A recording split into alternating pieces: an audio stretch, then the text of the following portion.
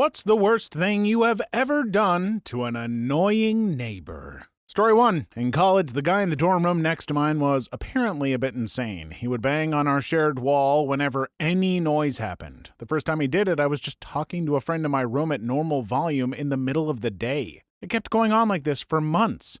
Once he banged on our wall for like 5 minutes because I sneezed. One day we noticed that he had a large pair of panties and a pair of earplugs taped to his door with a note reading, "Put on your big girl panties and deal with it." Apparently his neighbors on the other side were sick of him too. So one weekend I was leaving the dorm for the weekend and he started banging on the wall because I flushed a toilet. That was the last straw.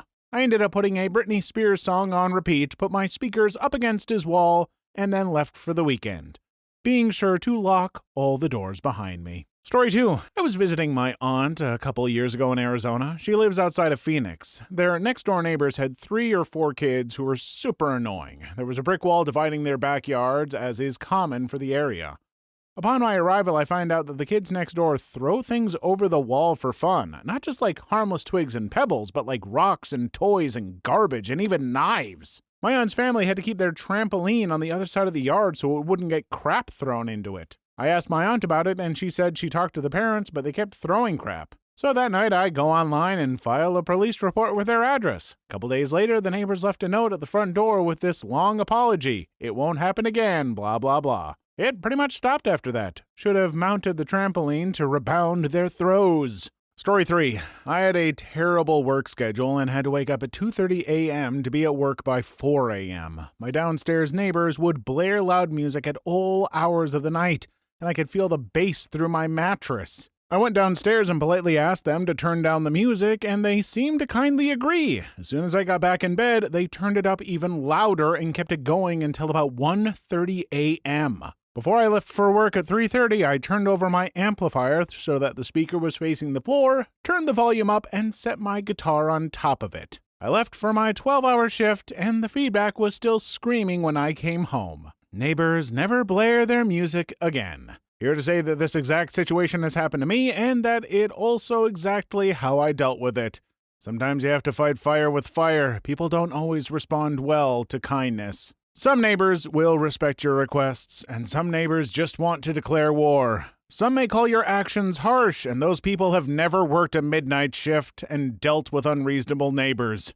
I salute you. Story 4. I think I was the annoying neighbor this one time. I used to live in a townhome complex where the back porches were just slabs of concrete, and there was a kind of field which joined all of them, which was little more than a drainage field. One night I had like 5 or 6 friends over, and we were on the slab grilling some chicken wings and generally laughing and having a good time.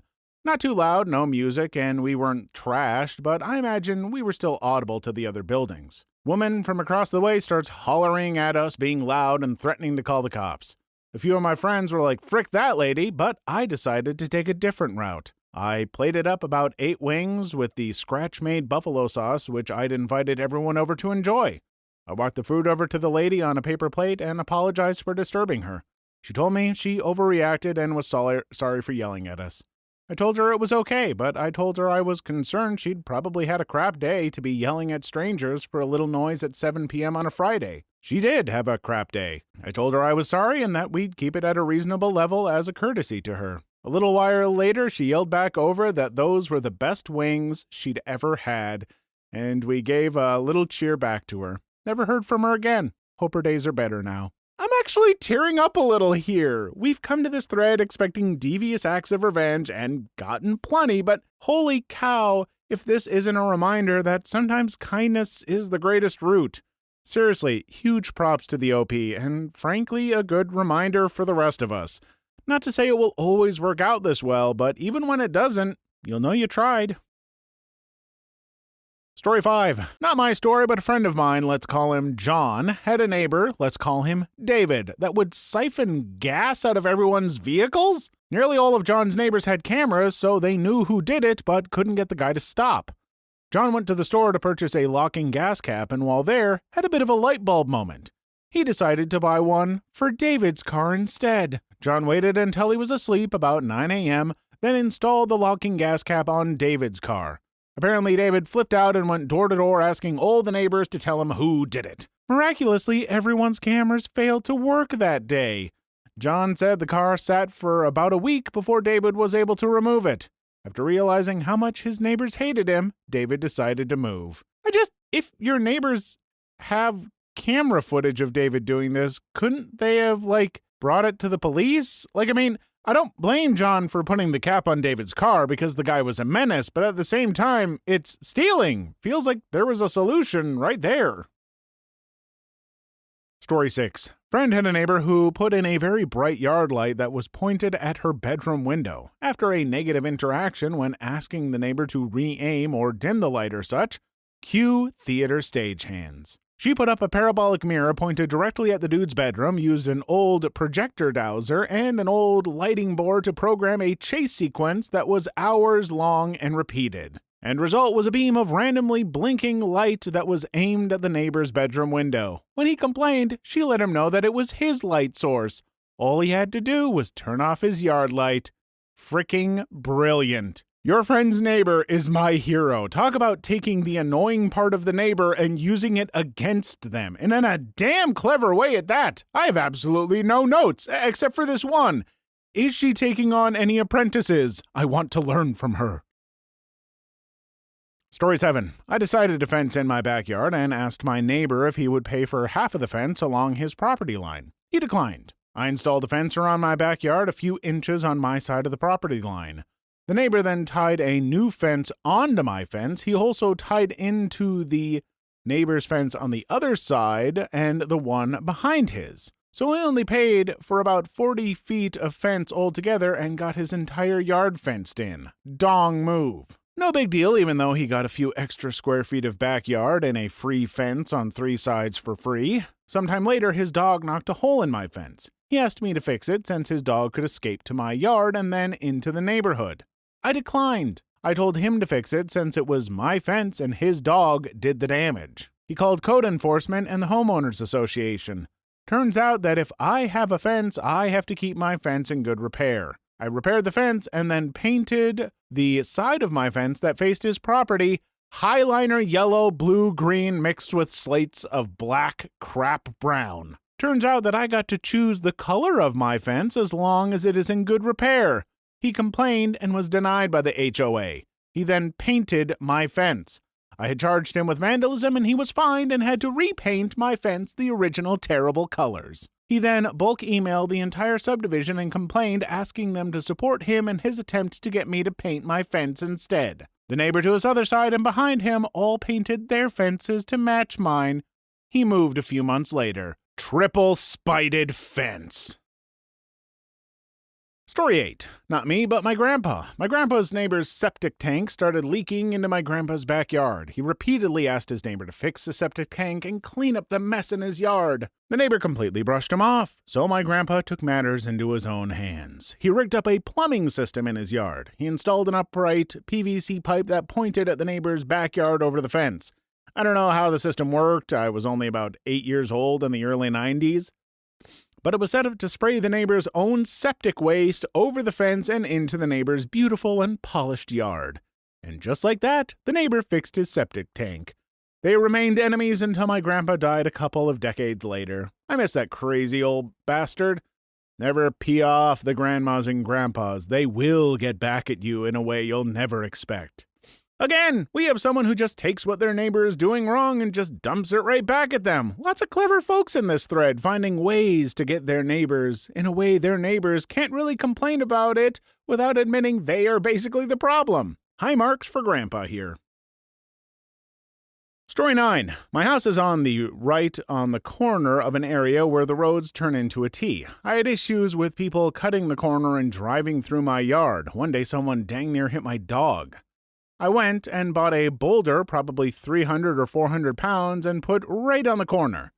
Come winter, we had a bad snowstorm. Someone was coming through in a lifted Dodge and hit the boulder going about 20 and totaled the truck. Since then, though, I've had 0 issues with people.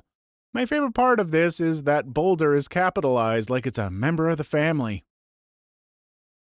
Story 10. My grandmother had a neighbor over her back fence who refused to help her repair the fence between their properties. It was still functional as a boundary line, but it was falling apart. Any conversation about fixing the fence ended with him saying that it was on her property, so it was her fence, and therefore she was fully responsible, which was fair. She took a fall and was hospitalized for a few weeks. Upon her return, she found a new fence built an extra 5 feet into her property and a bill in the mail from the neighbor. He argued with her for months that she owed him, that the original fence was on his property, and that where it was now was the boundary line. My grandmother got a surveyor, and surprise, the original fence was correct, and the neighbor had taken 5 feet of her yard. At this point, she was very old, frail, and tired of fighting her butthole neighbor. Instead, she let nature take over. She planted blackberries along the back fence, and within 2 years, it was covered. Every year she'd walk the fence and throw the seeds over because, of course, it was still her yard. After 5 years of fighting, the blackberries had reclaimed her property. She's been gone for a few years now, but the blackberries remain, her way of haunting her neighbor. He's tried ripping up the ones on his side of the fence on numerous occasions, but the plants reseed themselves and grow back every year from her side. Only a grandmother would fight back by doing gardening. First off, screw that neighbor for trying to pull something like that. What a scuzzbucket. However, your grandma is an absolute champion. She didn't just get back at him. She got back at him in a way that gave her plenty of delicious blackberries and that will last against him. Some awesome grandparents in this thread, and I love it. Story 11. Did you know that you can sign up for the Jehovah's Witnesses to come to any address to teach you about their religion? You're welcome. Or you can buy a cheap book from Scientology using a gift card in someone's name. Scientology doesn't have an unsubscribe option. Story 12. Upstairs neighbor was noisy late at night, like 2 a.m. Music, loud footsteps. We had repeated conversations about it, but he blew us off, bought us earplugs, and told us to deal with it. Unfortunately for him, the breaker box for the building was in our unit. A few tests later, with his friendly roommates who hated him just as much, we zeroed in on the breaker to his room and occupied area. Guess who had strange power issues at night when being disruptive? They would miraculously resolve at 7 a.m. He wasn't the brightest bulb in the box and never did suspect us. The landlord was aware of his disruptiveness and he was already on thin ice. We let him know not to call the power regarding his issues, and he was on board. After assaulting one of his roommates over an unrelated incident, his butt was kicked to the street at the end of the lease. Story 13. Not me, but my mom. We have this neighbor that's basically a psychopath. She hates all animals, especially dogs, and is the type to smear hot pepper sauce whenever she sees the neighborhood stray cats roam on or near her property. Well, it's safe to say she was absolutely livid when we had 2 dogs for 3-ish years. They were decently well-trained and only barked on command, but she was mad they were big and did their business in Mom's completely fenced-in backyard.